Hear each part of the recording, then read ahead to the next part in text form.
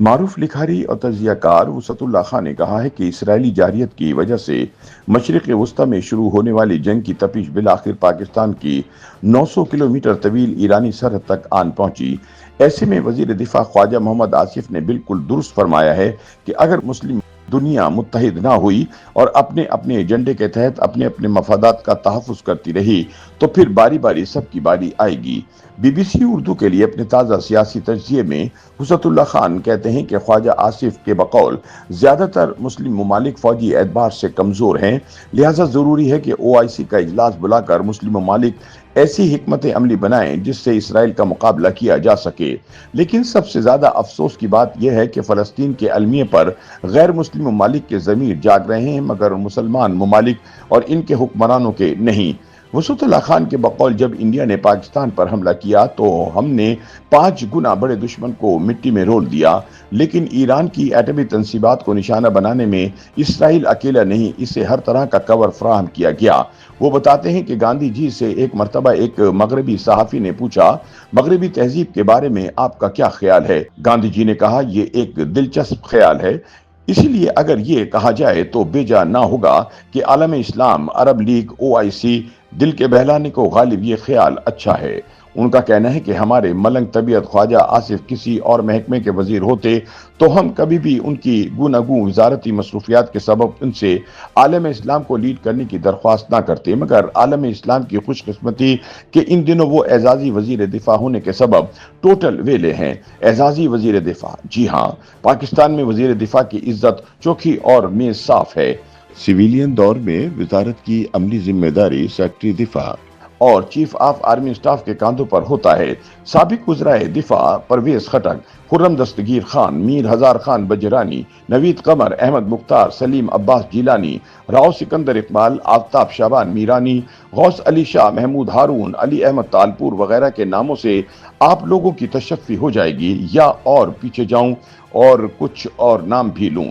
وسعت اللہ خان کہتے ہیں کہ خواجہ آصف بطور وزیر دفاع ویلے صحیح، لیکن حکمران مسلم لیگ نون کے اندر ان کا قلعہ ہمیشہ سے مضبوط ہے۔ پارلیمانی حریفوں کو ذو معنی جگتوں اور بھپتیوں کی میزائلوں کے ذریعے رول دینے کے سبب خواجہ آصف صاحب حکمران پارٹی کا بازوئے شمشیر زن ہیں۔ آپ وزیر اعظم شاہد خان عباسی کی کابینہ میں 265 روز وزیر خارجہ بھی رہے۔ اس دورانیے میں دفتر خارجہ یہ سوچ سوچ کر ہلکان رہتا تھا کہ کہیں خواجہ صاحب اچانک سے حال میں آ کر ہمیں بے حال نہ کر دیں، مگر وزارت بدل جانے سے بندہ تو بدلنے سے رہا۔ یہ تو ہمیں معلوم ہے کہ ہمارے انتظامی ڈھانچے میں وزیر دفاع کی بطور پوسٹ ماسٹر جنرل کیا اہمیت ہے، مگر باقی دنیا تو اس کرسی پر بیٹھے شخص کی ہر بات کو سنجیدگی سے لینے کی عادی ہے۔ اب اگر اس منصب پر بیٹھا شخص عین لڑائی کے درمیان دعویٰ کرے کہ ہم نے دشمن کے 2 پائلٹوں کو جنگی قیدی بنا لیا اور چند گھنٹوں بعد اس دعوے کی وزارت دفاع کے ماتحت عسکری شعبہ تعلقات عامہ کے ذریعے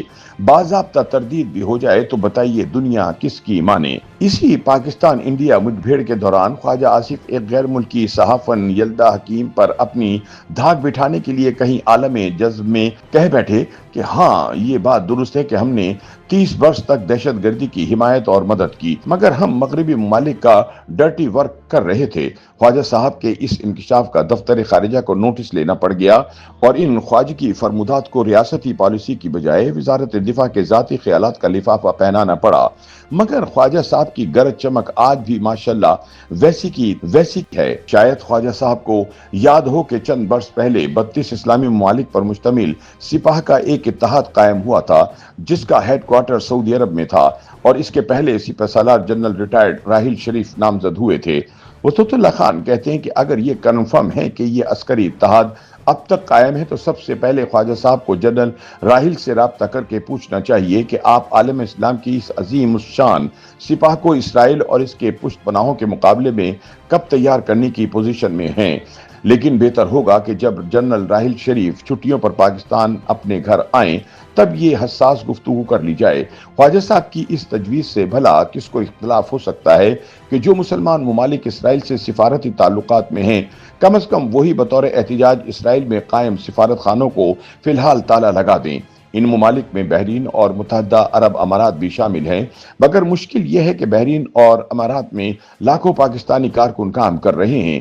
خواجہ صاحب چونکہ خود بھی کسی زمانے میں امارات میں بینک ملازمت کرتے رہے ہیں، لہٰذا انہیں بخوبی معلوم ہوگا کہ عربوں کو کون سا مشورہ کس دن اور کس پہر دینا سود مند ہے۔ البتہ برادر ترکی سے ان دنوں اتنی بے تکلفی ضرور ہے کہ ان سے ہی درخواست کر لی جائے کہ آپ مناسب سمجھیں تو تل ابیب پر اپنا سفارت خانہ فی الحال بند کر دیں یا کم از کم تجارت روک دیں۔ ویسے تو مصر، سوڈان اور مراکش کو بھی چھیڑا جا سکتا ہے، مگر کیا فائدہ؟ اب آپ میں سے کوئی بھی کھڑا ہو کے پوچھ سکتا ہے کہ اگر پاکستان کو عالم اسلام کا اتنا ہی درد ہے اور بقول خواجہ صاحب حال ہی میں اپنے سے 5 گنا ملک انڈیا کو مٹی میں رول دیا ہے، تو پھر مسلمان دنیا کی اکلوتی ایٹمی طاقت کے طور پر پاکستان اس اتحاد کی قیادت کے لیے خود کو کیوں پیش نہیں کرتا؟ یہ سوال ویسے اس وقت پوچھنے کا ہے تو نہیں، البتہ خواجہ صاحب کو کچھ ملے نہ ملے، نیت کا تو ثواب ضرور ملے گا۔ نصرت اللہ خان کہتے ہیں کہ اگر پاکستان کا معاشی ہاتھ تنگ نہ ہوتا اور اسے IMF اور دوست ممالک کا مرہون منت نہ رہنا پڑتا تو دنیا دیکھتی کہ خواجہ صاحب سفید گھوڑے پر سوار 57 اسلامی ممالک کے سپاہ کی قیادت کرتے ہوئے بذریعہ ایران، عراق، اردن، بحر روم کے ساحل تک پہنچنے میں منٹ نہ لگاتے۔ YouTube پر گوگلی نیوز دیکھنے کے لیے youtube.com کی سرچ بار میں گوگلی نیوز TV ٹائپ کریں۔ گوگلی نیوز کے پیج پر سرخ رنگ کے سبسکرپشن والے بٹن پر کلک کرنا نہ بھولیے۔ YouTube پیج پر اپلوڈ ہونے والی ویڈیوز سے باخبر رہنے کے لیے بیل آئیکن پر کلک کیجیے۔ آپ کو ہر نئی ویڈیو کے بارے میں نوٹیفیکیشن موصول ہو جائے گا۔